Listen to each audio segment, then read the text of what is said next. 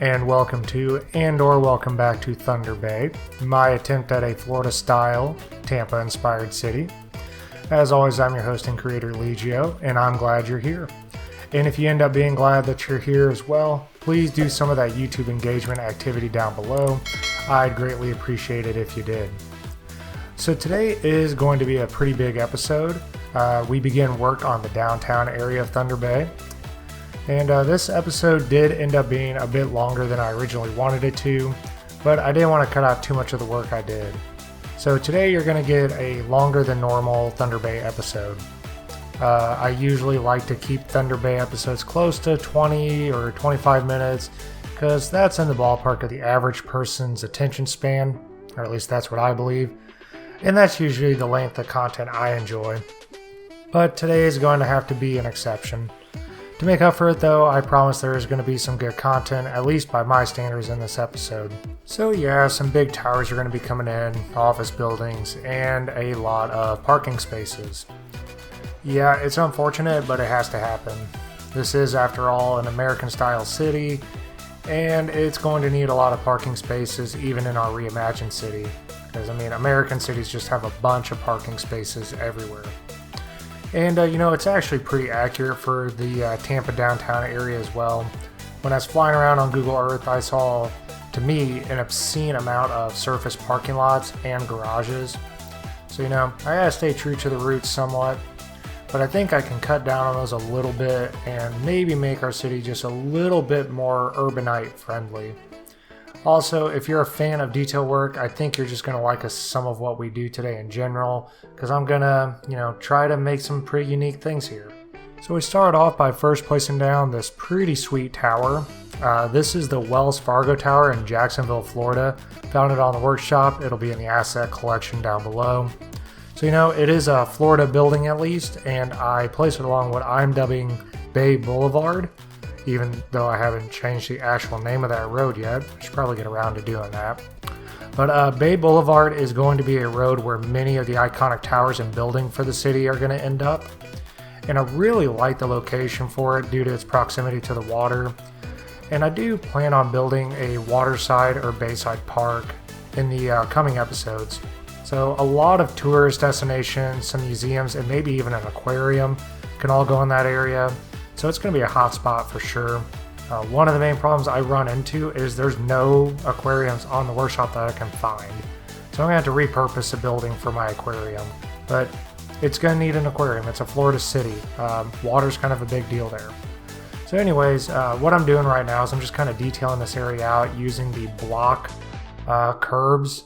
I just search it up in the Find It using block, and those are awesome assets, by the way. I love them. They're great. And I'm probably over detailing this little area, but I ran into the problem, and I've run into this quite often for these builds. My scaling is terrible when I'm doing this. I either make my blocks way too big or way too small, and then I struggle to fill things in, so then I opt to over detail with plants and everything. But I think this turns out okay, especially because this is like a centerpiece tower. It's a very unique looking tower, so it has some character around it. And I finish up the detailing with it with these unique planters that I put the ploppable grass in and use the procedure objects to just fill in. And I really like the way these turn out. I like the odd shape to it. It's asymmetric, but it's also symmetric at the same time in my mind, if that makes sense. Like, they look similar, but they are slightly different. And I just kind of fill it in with trees here in a little bit, and I think that turns out really good.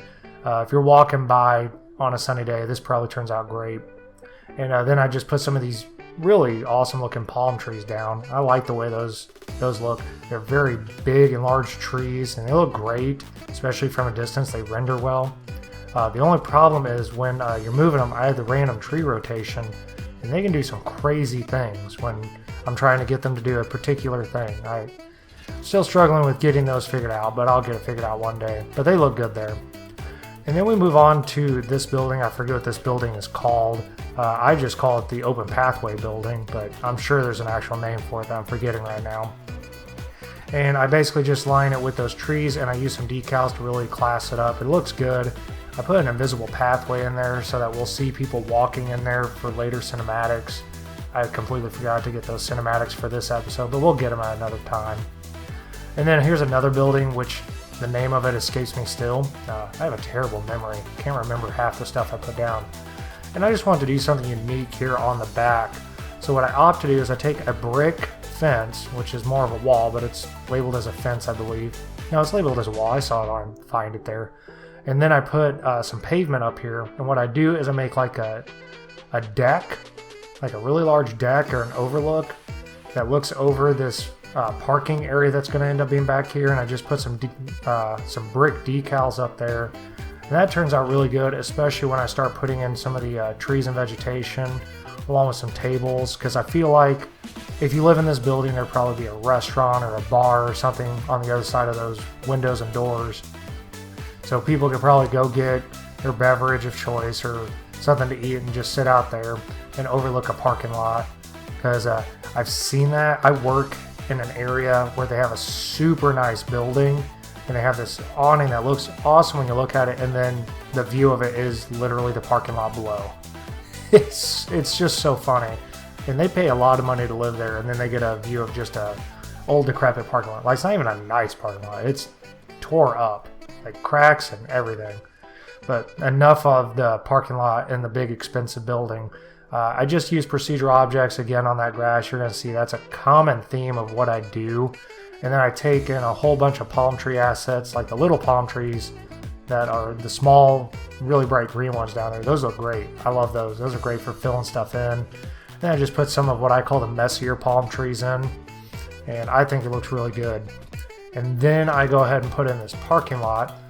And yeah, it's a straightforward parking lot, but I spent quite a bit of time playing around with it, because if you guys remember, I said it earlier, I took a long time away from Skylines 1 to play Skylines 2, which if you haven't seen that playthrough, you can go ahead and check it out. It's before any of the mods that are coming out now even existed. Like, we couldn't even sniff those mods. They weren't even a unicorn's dream. But now they have them, and now I'm getting jealous again of them having nice things. But anyways, so I had to play around with these parking lot roads a little bit because I kind of forgot how they work. I know that seems silly, but I forgot how they work to an extent, and I just had to play around with them in the No controller. And I think they look pretty good. I didn't realize it when I was building this. I am missing a parking lot asset that I used to use all the time. I believe they were the raisable parking lots, and they just had a little bit more variety than what I have here, but I forgot to download them for this build, and I think I still have forgotten to download them for my builds. So I'll have to go get those, and we can make much better parking lots using those. They still work on those streets, the parking lot streets. I think they still work for that. And then I'm just kind of finishing up decorating around this building with some trees, and then we just kind of tear that parking lot up. Because in my opinion, the parking lot roads, they look fine, but they're just too clean. So you had to tear them up with the decals, put some dirt on them, crack them up a little bit, and they look a lot better.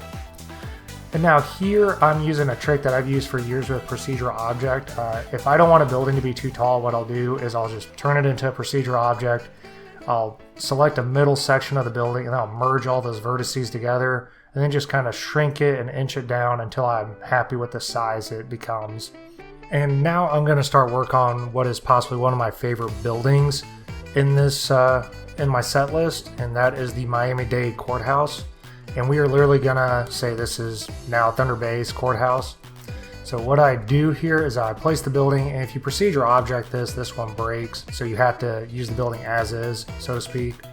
So what I did instead is I place the building, and then I raise it up, and it creates a hill, and then I use the ploppable asphalt to create a nice level surface, and then surround the corners with these brick walls that I think look really good. They tie very nicely.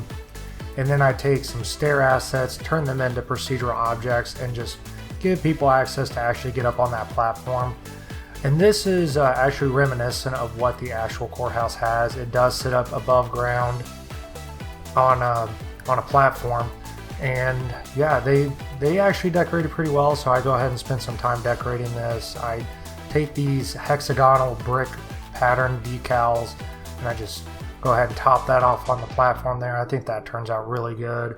I'm always really bad at lining up decals. I get really impatient when I'm lining those up, so forgive me if you see some seams. Again, this is not a perfectionist version of City Skylines. This is someone who's doing their best and hoping you guys enjoy it. But yeah, I think that turns out really good. And then I get this crazy idea to add my own custom planters, so to speak. And you can probably tell by the tone of my voice, this was rather frustrating because for some reason the walls did not want to cooperate, and I couldn't get the grass to work either. It was very difficult, but I eventually did get it, and the effect is really nice. You'll see it here in a minute. This took a lot of trimming in the editing process. I don't know why I struggled with that, but I did. But it was worth it in the end. The end result looks really good. Like now that you see the grass coming in, it looks good. I'm happy I stuck with it. There was a time where I put my hands on my head and I was just like, what am I doing with my life? But we figured it out, and this is what I'm doing with my life.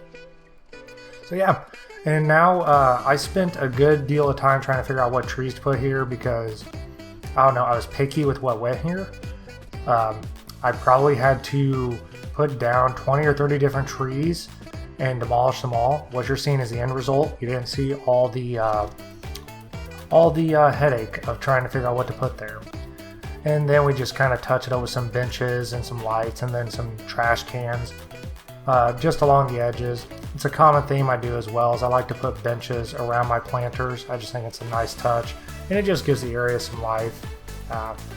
So yeah, I really like that building. I like how it's centrally located for the downtown too, because everyone can access it. And that's what courthouses need to be, in my opinion. They need to be fairly centrally located so that anybody from anywhere can go get to them real easily. It's not too far from the metro either, so you just hop off on the metro and you can just walk right over to it. So yeah, really like that placement for it. And right there I placed a building that is known as 100 North Tampa. And as the name implies, it is actually located in downtown Tampa. So we of course had to have it in our Tampa styled design city. And I think it's a great looking building. It really adds to the skyline when you get certain angles of it. So had to have it in our build. And then we moved back over here to Bay Boulevard. And right now I know it isn't much, but I do plan on really flushing this area out. I'm possibly going to add a tram or a metro line in this area. I haven't really decided on that yet. We'll see. Public transit is going to get a big addition coming up. I wanted to see how the city was developing before I got too deep into the weeds on the public transit. But I do plan on adding a whole lot of stuff in that area. I talked about it earlier, but I plan on having a few museums in the area, a possible aquarium, some parks. You know, a lot of tourist trap stuff is going to go in there, along with some, useful stuff. So yeah, about the only thing that won't be in that area is a major highway. And there's 4 reasons for that. First, I'm saying this area of the city had been mostly developed prior to the major highway revolution, and it was just too costly to build. If you want to learn more about the highway revolution, you should probably check out one of my videos I'm going to link up top. Did in my City Skylines 2 build. It's about highways and the history of them. It's fairly interesting if you're a nerd like me, so you should probably check it out. Click the thing up there. You should really do that. You should click the thing. Anyways, back to what I was talking about. The second reason is the residents just simply voted against having the highway go in that area, or at least that's my headcanon. 3, there isn't really a feasible design that would greatly improve the traffic over by Bay Boulevard anyway. It already kinda is going to be acting like a highway moving forward.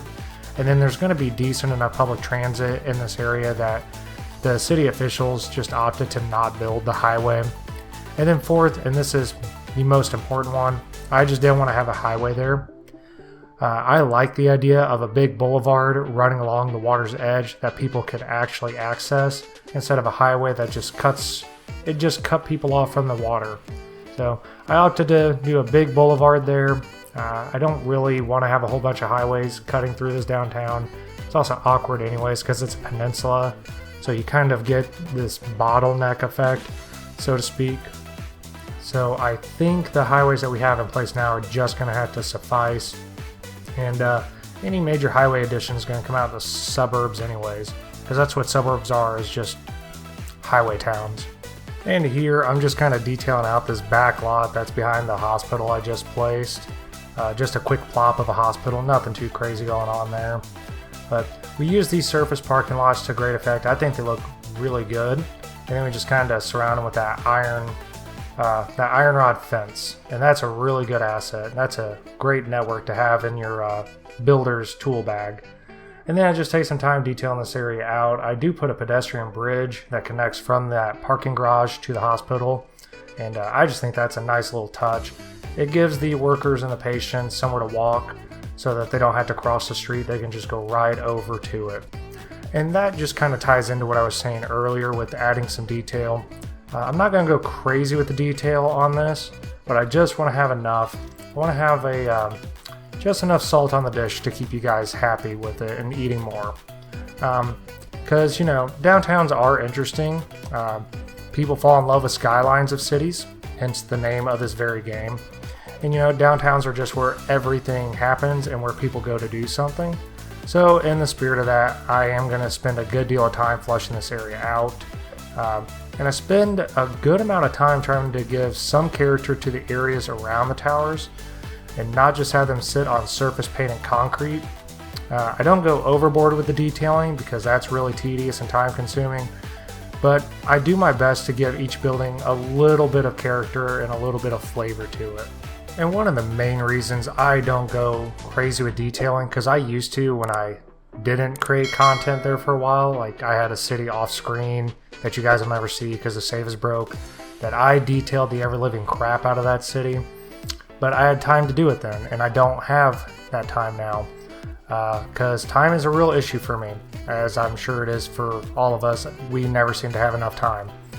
And especially with my work schedule, I don't necessarily have a set routine that allows for me to make content that easily. I pretty much fit it in when and where I can. Weekly, I'll average about 3 hours of usable gameplay, and I end up deleting a lot of that anyways.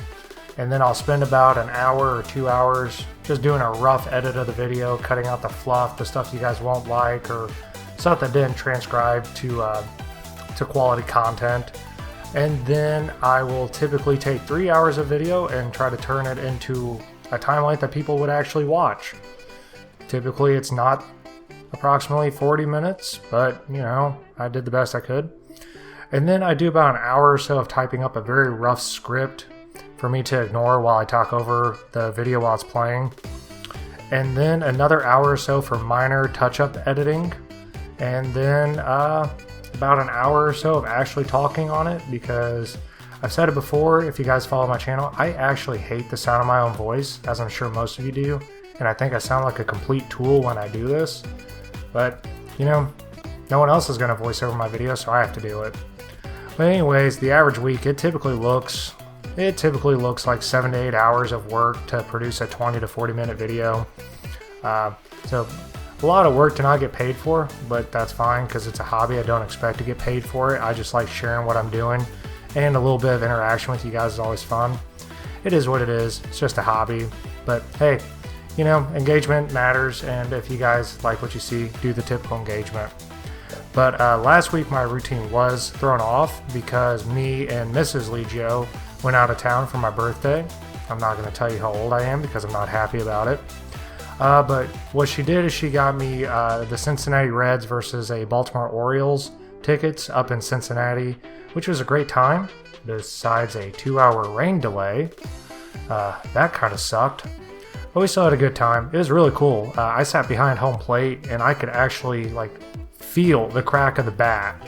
Like one of the players, his name is Ryan O'Hearn, he's a Baltimore Oriole. He hit a home run, and guys, I felt the vibration of that hit. I don't know how to explain it. And Hunter Green was on the mound, and just that dude throws hard, like really, really hard.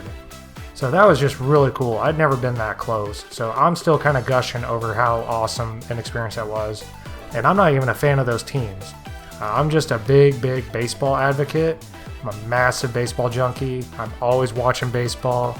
And this was it was mostly a scheme on my part to get to go to Great American Ballpark, because I have a bucket list to visit every Major League ballpark.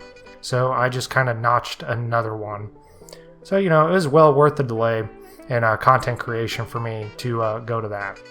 So enough about my baseball obsession. That's not why you guys clicked on the video.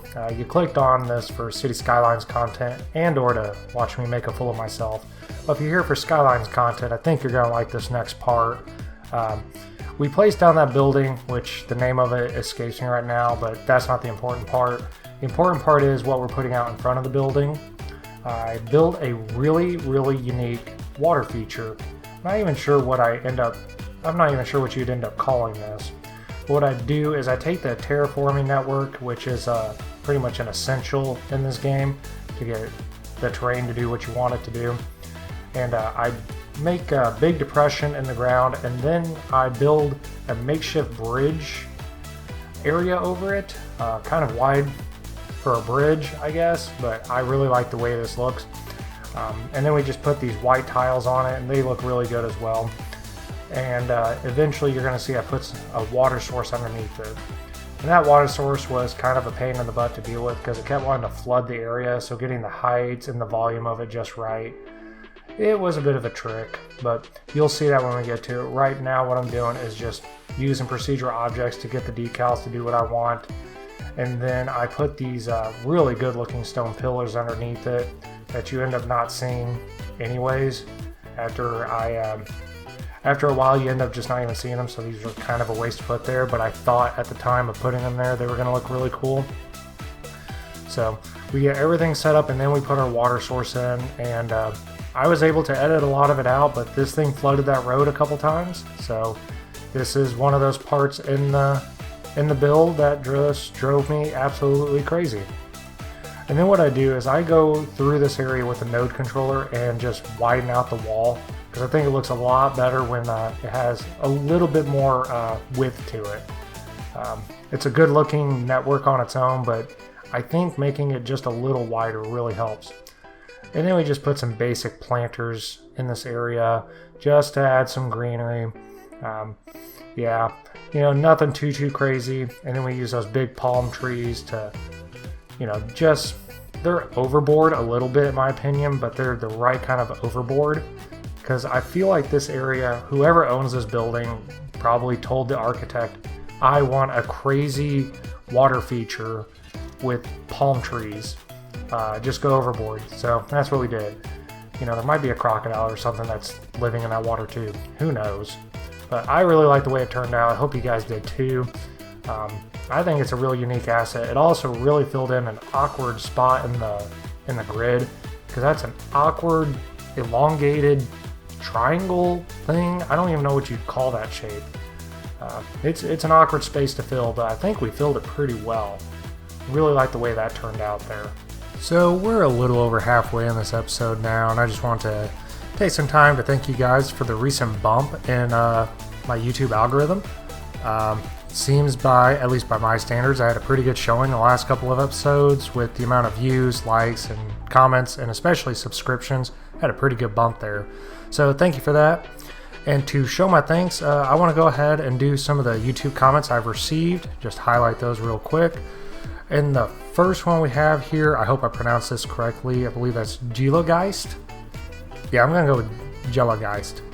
And they asked, how do I get my city recommendations? I responded down below, but just so you guys know, most of my recommendations come from a city that I visited at one point in time. And if I like the feel of the city, I try to recreate the city.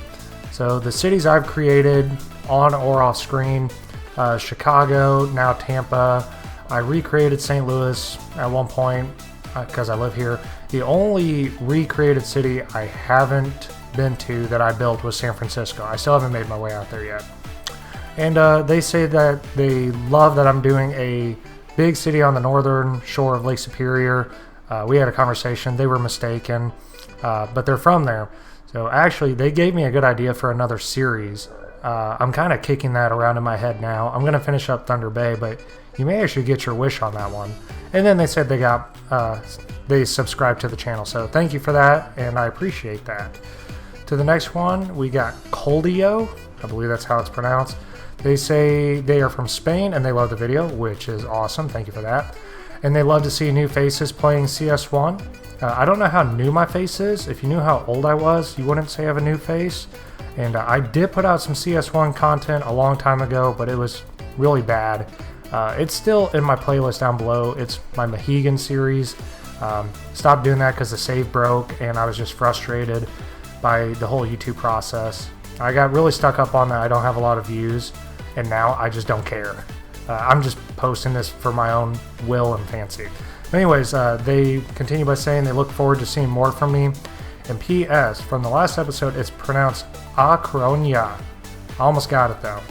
Super. I probably still butchered that, even though you gave me literally the way to pronounce it. So thank you, sir, and it's awesome to have a viewer from Spain. That's really cool to me. Look at that. Legio has global reach now.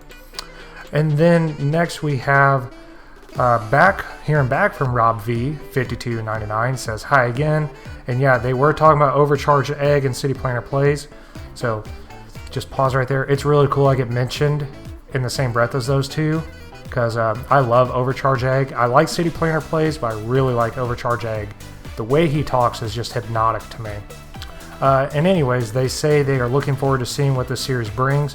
I am too. I have some plans, but I've also left quite a bit of stuff open-ended just to kind of see where it goes. And if you guys have suggestions for where it goes, put it down below. I'm a man of democracy. And they were surprised to see someone other previously mentioned names putting out CS1 content. I really butchered that. They were just surprised to see someone besides those two putting out CS1 content. And then they say cheers. Well, cheers to you, good sir. Yeah, I'm going to be putting out the CS1 content for a while because, I mean, there's just so much content to it thanks to the workshop. I've said it a million times, so I don't have to dive deep into it. I have seen some good things happening for CS2, but I just don't have interest in stopping the city. I want to keep with this city for right now. But anyways, that's all the comments I have for right now, guys. I really appreciate it. Please keep giving me the comments. That's my favorite form of interaction. If you want to get your comment read, you have to put a comment on the screen. But anyways, yeah, thanks again, and let's get back to what we're doing on screen. Actually, no, you know what? Let's go ahead and do the other tradition that I have for my videos, which is doing a quick history lesson. And as promised in the last video, which you should totally check out, by the way, we are going to be covering the first people who inhabited Florida. And now some disclaimers, because we always need disclaimers. The history of first Americans can be kind of tricky. And what I mean by that is most cultures didn't have what we term a traditional writing system. We can cover that a little bit later, but most cultures actually favored oral traditions, at least in the North American continent. So there are no written records from these people. That doesn't mean they didn't leave anything behind. It's just a little harder for us today to interpret it. And also archaeology can be made difficult due to several factors such as time. It happened a long time ago. Destruction, building cities can kind of destroy things. Sedimentation, and that's where stuff just gets covered up by the earth through a natural process. And or the assimilation of cultures into one another. So, case in point, here in America, we would have, say, Irish culture, and then it met American culture, and they kind of developed their own thing. That happened to Native Americans or First Americans, whichever you want to call them. Happened to them too, where one tribe would assimilate to another, and then you'd lose some of the history of each tribe as they created something new. That's the natural course of human evolution. So, with those things in mind, I found as much as I could, and if that doesn't line up with what you've researched, leave a polite comment down below, because people can get quite vicious with some of this stuff. And keep in mind, this is just a quick review of the topic. It's not a doctoral thesis. And this isn't necessarily my forte in history, although I do find first American history pretty fascinating. I like the northeastern woodlands tribes a little bit more.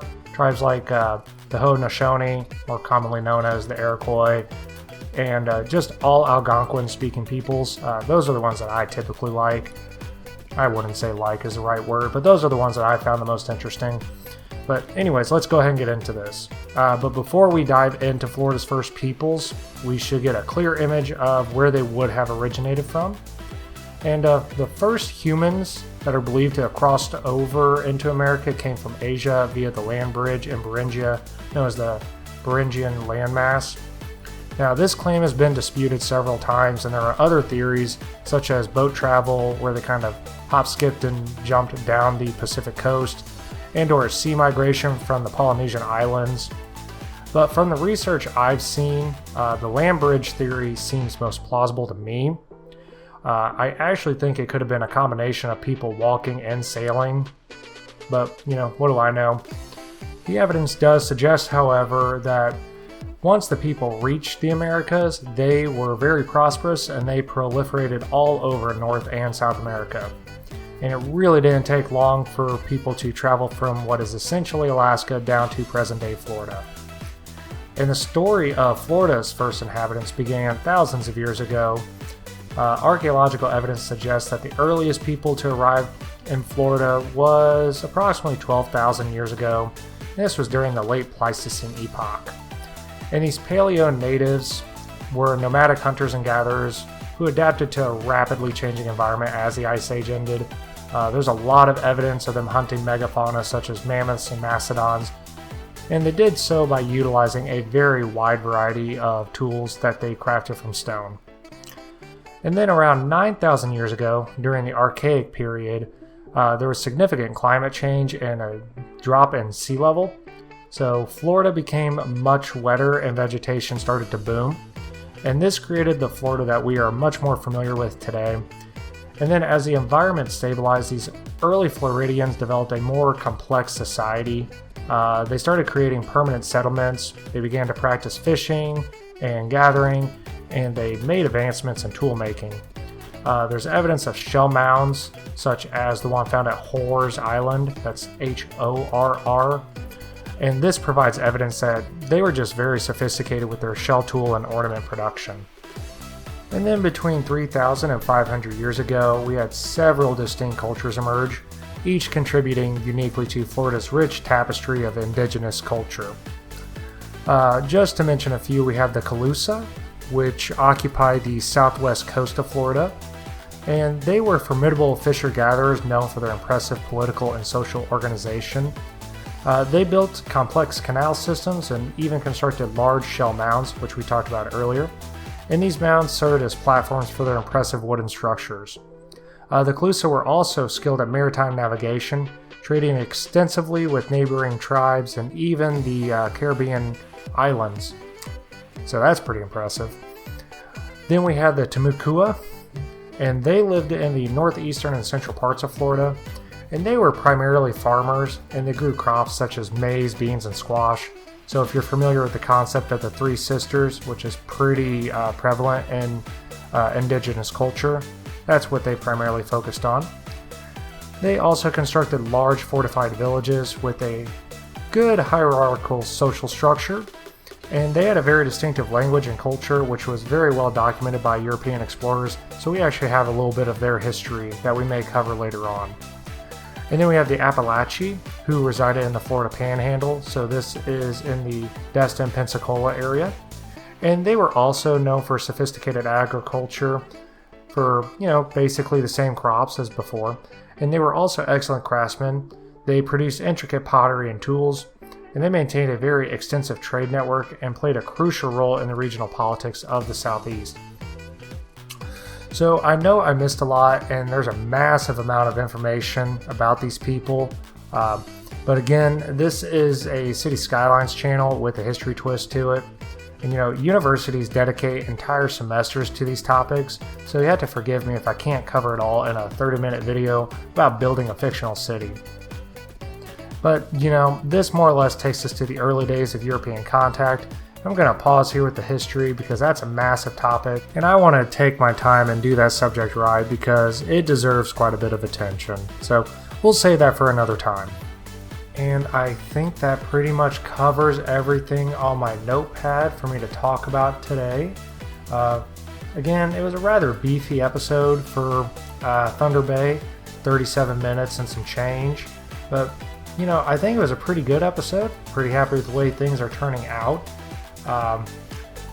Covered a lot of ground. Got a lot done in this episode. Downtowns always just seem to take a long time to build because there's just so much to them, especially whenever you're like me and whenever you build the skyline and you're not happy with the way it looks, so you blow it up and do it again. That happened more than I'm willing to admit. But yeah, that pretty much does it for the episode, guys. We're running out of time here, so I just want to take the time to say thank you for sticking with me to the end. Hopefully you guys enjoyed everything you saw on screen. And if you did enjoy everything you saw, you should do what I say all the time and click buttons and type words to make me happy. But that's pretty much all the time I have for today, guys. Can't think of anything else we really need to cover. Oh, actually, I can think of something else I need to cover. The next episode you should definitely not miss out on. I actually think the next episode is some of my best work. It's already recorded. It's now currently going through the early editing process, but I really like what we get done in the next episode. And it's not going to be a 37-minute video. It's going to be a bit quicker, but there's a lot that happens in it in a very small space. A lot of good detail work with that. So if you like detail work, make sure to check that episode out. It'll be coming out hopefully within the next week of this. But again, guys, I greatly appreciate everything you guys do for me.